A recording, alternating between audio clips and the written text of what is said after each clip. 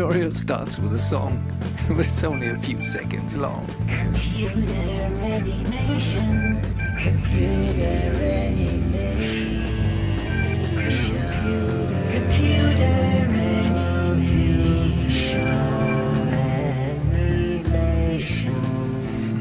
Let's get started with animation. Hello, I'll show you something quite remarkable and then we'll jump into Maya and use this geometry really. It's one of several websites which deal with creating 3D images from single or several images.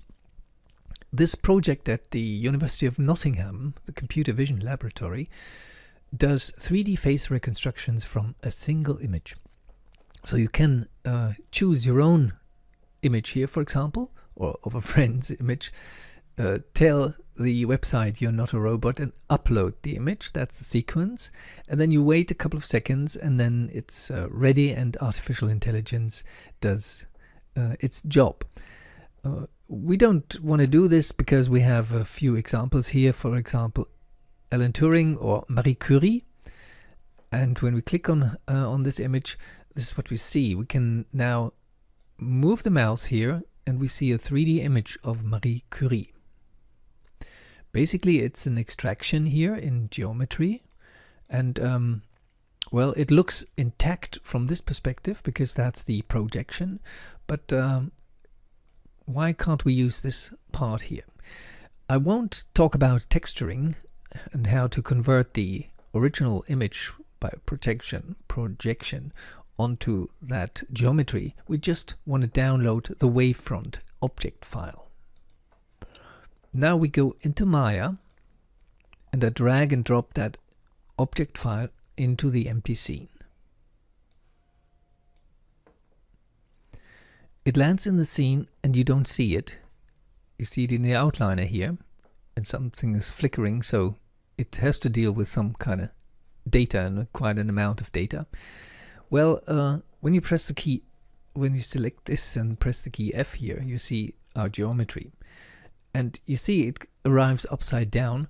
That's why we could just rotate it. And you see the pivot is at the center of the scene.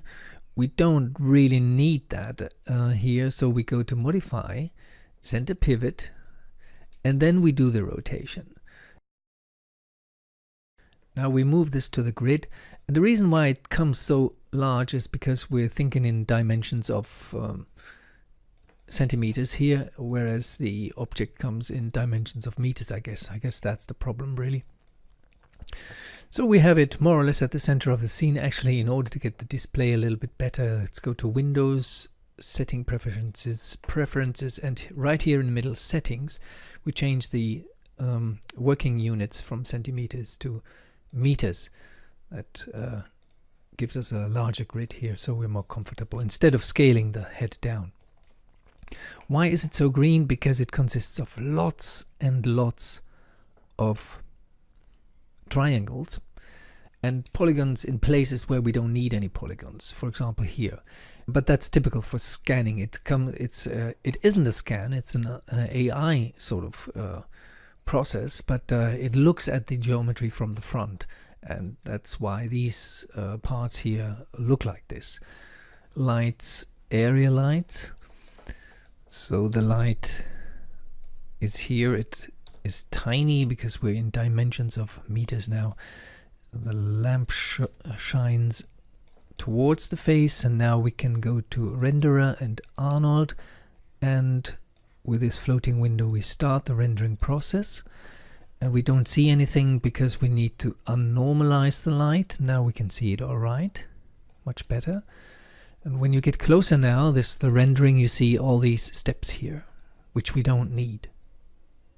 When we select the geometry and go to Display, Heads Up Display, and Poly Count, we see the number of vertices, edges, and faces. The geometry currently has 105,800 faces. So it's unusable for most purposes. There's no way to use it in a computer game, for example. That's why and in many cases this does not properly work. You reduce the polygons. There are other techniques to get a clean surface of this pretty complex model here, and reduce. You can use the option box and reset the settings here.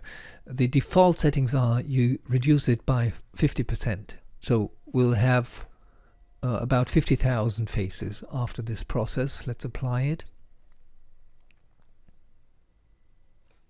You see 52,000 now. Let's apply it again. And you always have to check if the geometry is still more or less intact.